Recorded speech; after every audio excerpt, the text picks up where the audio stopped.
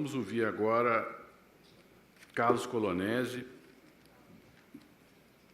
diretor-presidente da campanha Comunicação e Estratégia, com larga experiência no marketing político e em campanhas eleitorais, que nos vai contar o que fazer aí neste quadro complexo de novas regras e nova conjuntura política e cultural nas eleições de 2016. Obrigado, Carlos. O que fazer, eu não sei. Se alguém souber aqui, em função desse novo cenário, a gente pode discutir. Eu acho que eu não vou fazer uma palestra, eu vou compartilhar com vocês aqui uma pesquisa que eu fiz sobre esse novo quadro e vamos discutir, vamos debater, deixar o tempo aí para um debate depois. Pode mudar, Natália.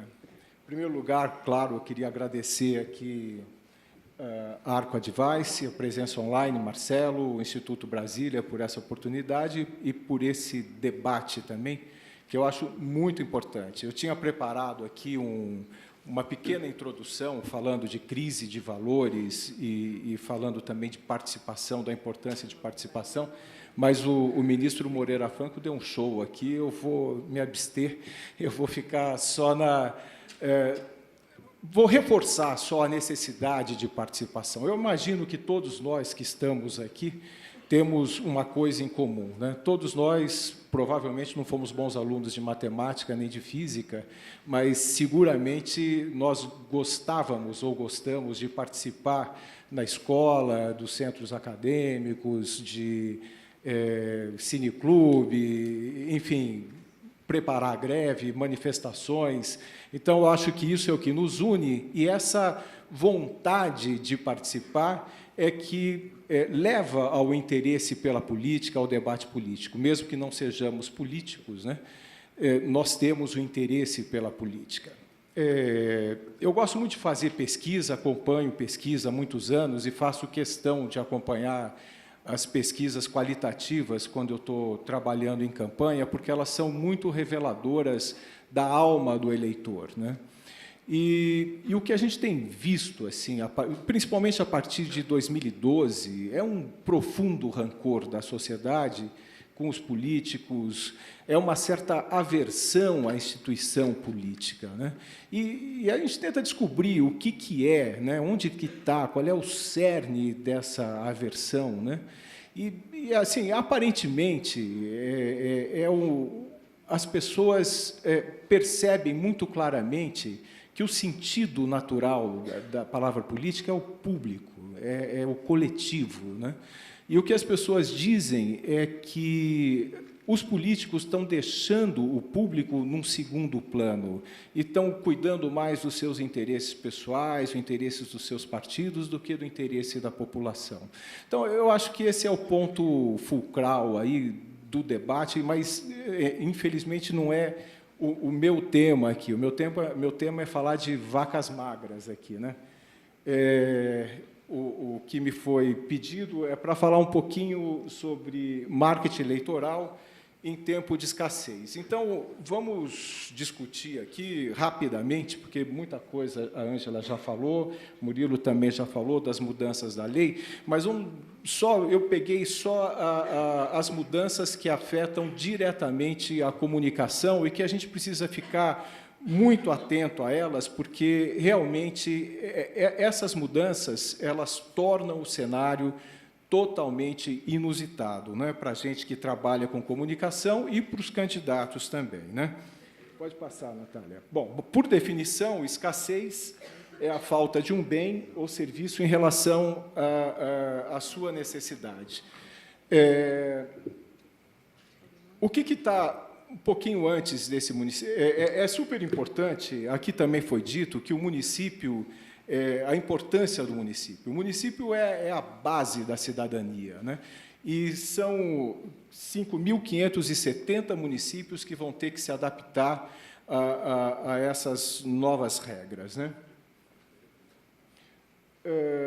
Antes um pouquinho disso, assim, o que vai faltar, né, nessa eleição? Basicamente, o que vai faltar é dinheiro, né?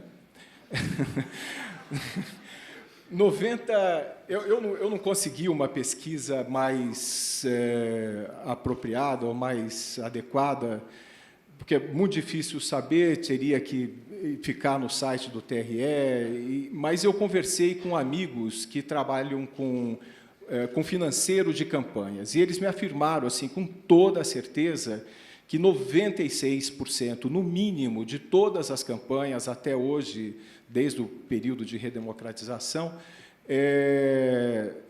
foi a partir de doação de empresas, doação empresarial. Então, o brasileiro realmente não tem, como disse a Ângela, não tem o hábito de fazer doações. Eu vou falar depois um pouquinho sobre isso e da importância da doação pessoal e o exemplo da campanha do Obama, da primeira campanha do Obama, né?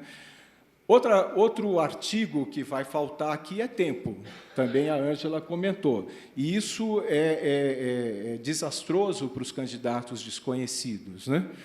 E outra coisa que eu acho que vai faltar também, outro artigo em falta nessa eleição, que está essa escassez, é a falta de interesse do eleitor. Então, quando existe a falta de interesse, fica muito mais difícil a gente estabelecer contato, né, através da comunicação com o eleitor, né? Então, vamos lá, para as principais mudanças. Não, volta lá, Natália, por favor. Começando aqui, é uma fúria regulatória, né? Não dá para entender, depois os advogados vão explicar isso aí, né? Eu não entendo muito bem essa necessidade de... A Ângela disse que é para eliminar custos, né? Mas eu vejo a mão forte, né, da lei querendo definir coisas que não precisam ser definidas. Mas vamos lá, o horário eleitoral será transmitido durante 35 dias, então são 10 dias a menos. Próximo, Natália. O tamanho da propaganda, também, como foi dito, agora são 2 blocos de 10 minutos, um de manhã e um à noite, mas aumentou o tempo de inserções comerciais. Aí, eu gostaria de só fazer um comentário.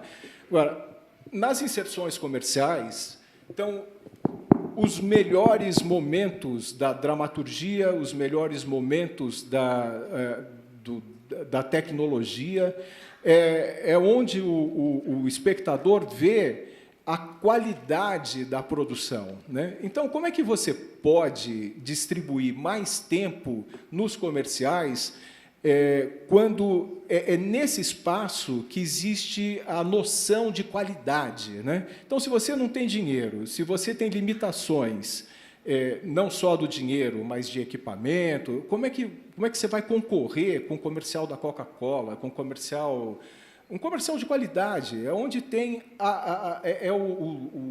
o auge, né, da qualidade, está ali naquele espaço publicitário. E aí você vai entrar, tá bom, a gente precisa de simplicidade, como é que você vai colocar uma mensagem toda simplesinha, vagabundinha?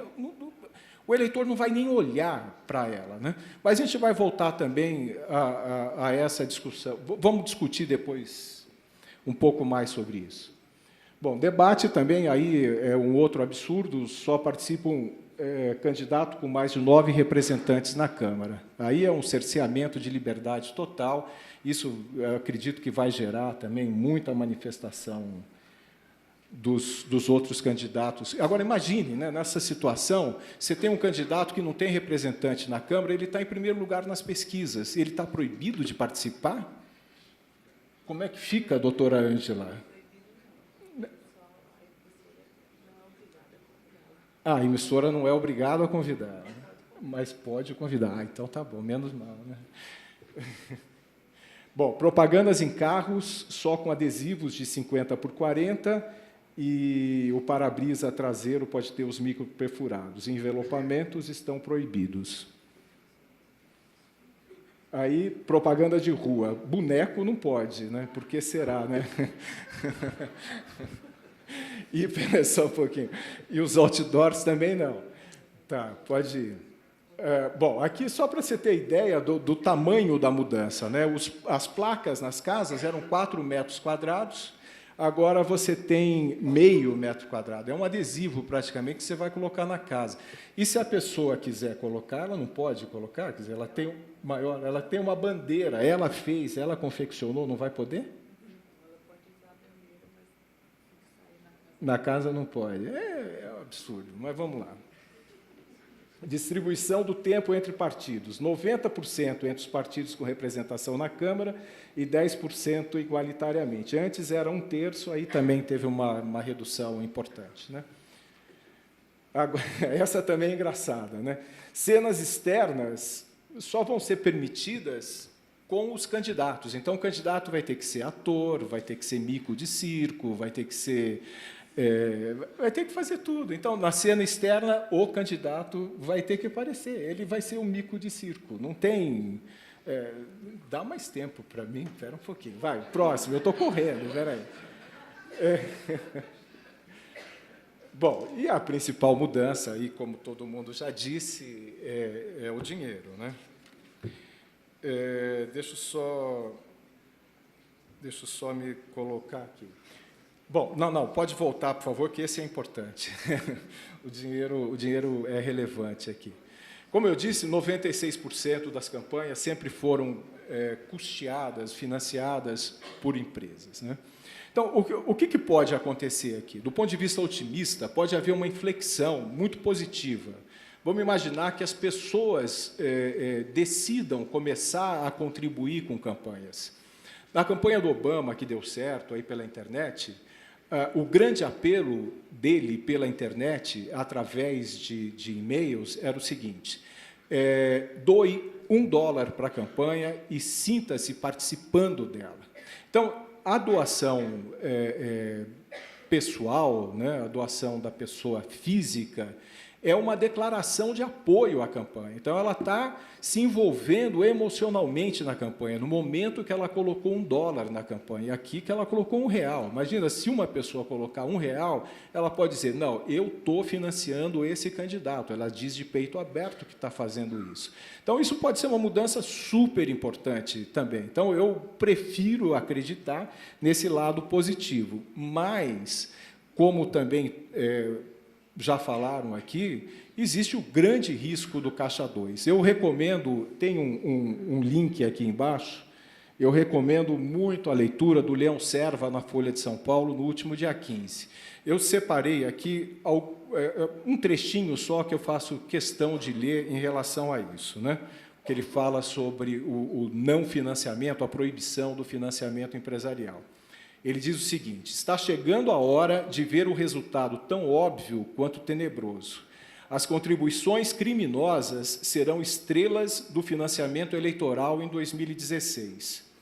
Contrabandistas, traficantes e banqueiros do bicho e bingo sempre trabalharam à margem da legalidade. Seu único caixa é o 2. Para eles, não é preciso inventar nada. Suas doações serão como sempre foram. Vão reinar, as outras terão redução.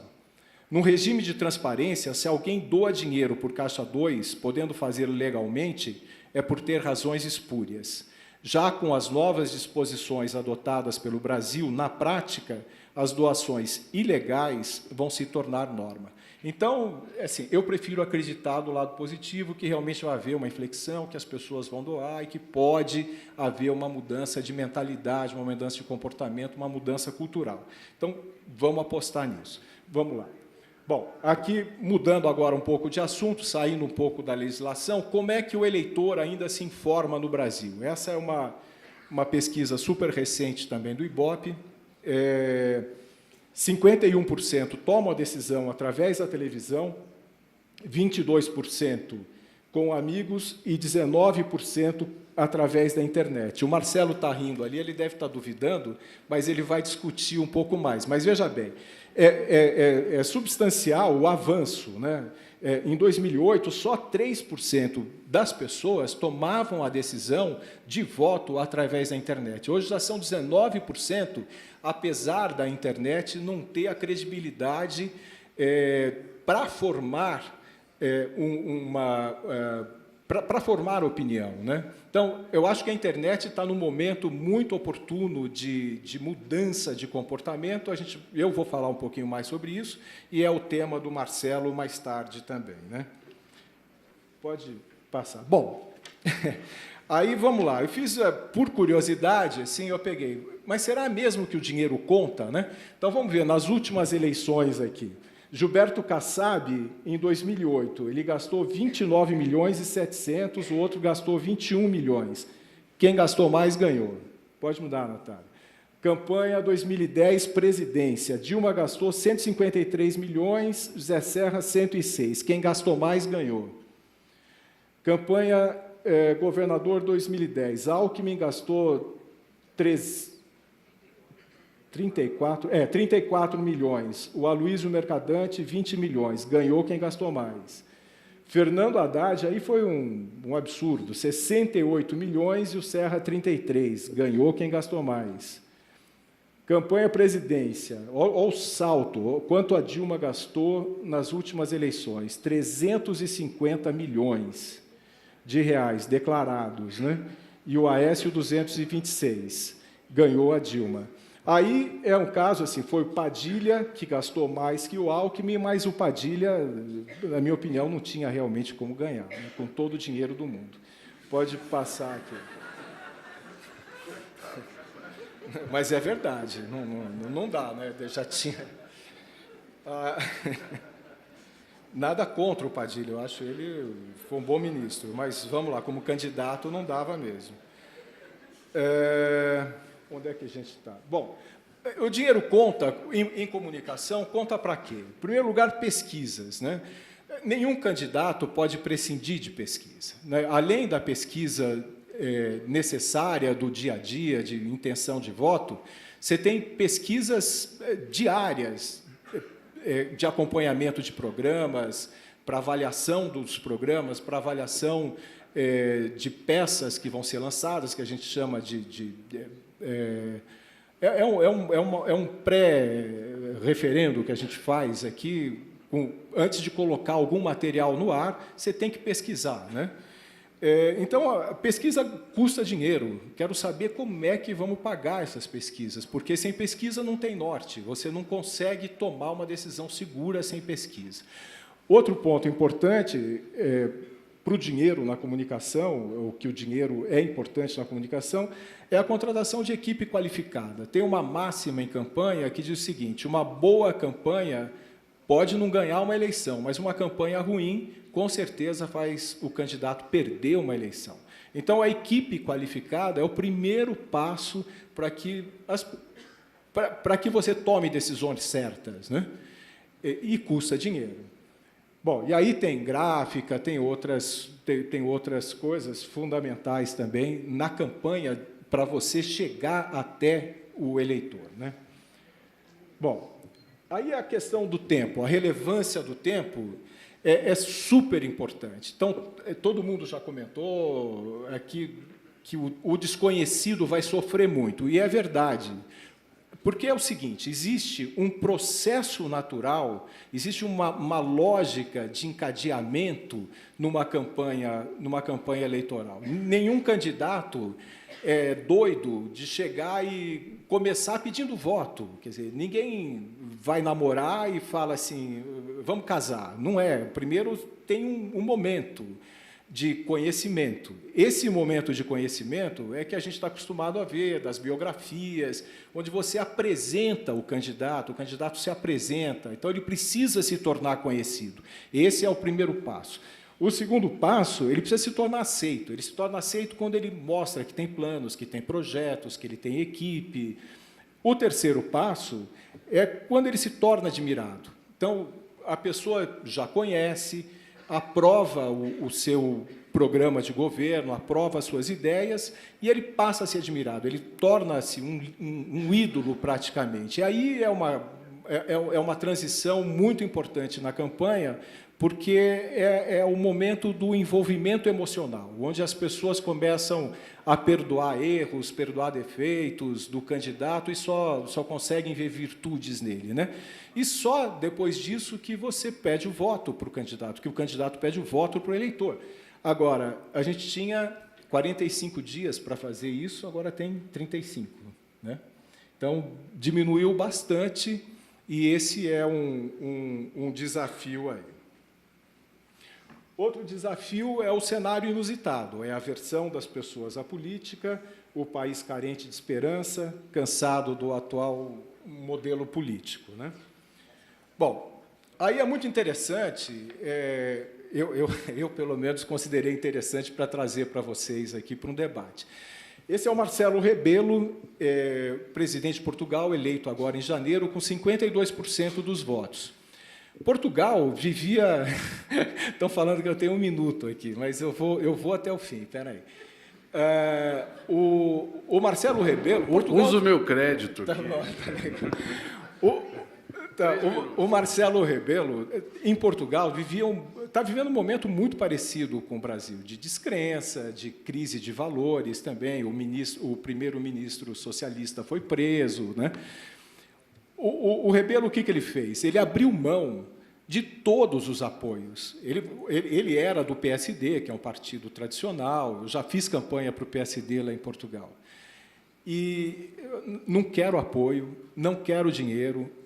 Falou com os empresários, não cheguem perto de mim, não quero dinheiro de empresário, e convocou as pessoas, falou, olha, eu tenho todos os dias, por lei, 5 minutos na televisão. Quem quiser fazer um debate político de verdade, me assiste. Abriu mão de tudo, não tinha panfleto, pouquíssimos comícios, e fez a campanha e ganhou com 52% no primeiro turno. Agora, ele era um cara conhecido, é um professor de direito super respeitado, é um comentarista de televisão. Então, a pergunta que se faz aqui, será que um desconhecido no Brasil poderia fazer esse apelo de desapego, né, que o Rebelo fez lá em Portugal? Não sei, é para pensar. Né? Mas, pode mudar, Natália.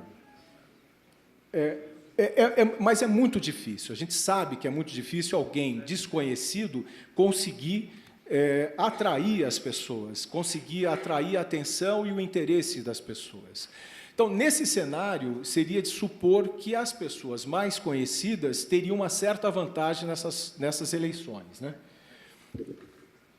Mas, nessa última pesquisa Ibope, de 2015, 143 municípios. Olha a situação dos prefeitos. 40% da população, em média, consideram os prefeitos ruins ou péssimos. 30% regular e 28% boa. Pode mudar. É trágico aí. Né? Então, é difícil afirmar que os mais conhecidos sairão vencedores. E, para complicar, quem está no poder... Olha só, na mesma pesquisa, né, existe um forte desejo de mudança. 54% das pessoas declaram, nesses 143 municípios, que votariam num candidato sem experiência. 40% votariam em um prefeito de oposição anterior. E 22% apenas votariam no atual prefeito.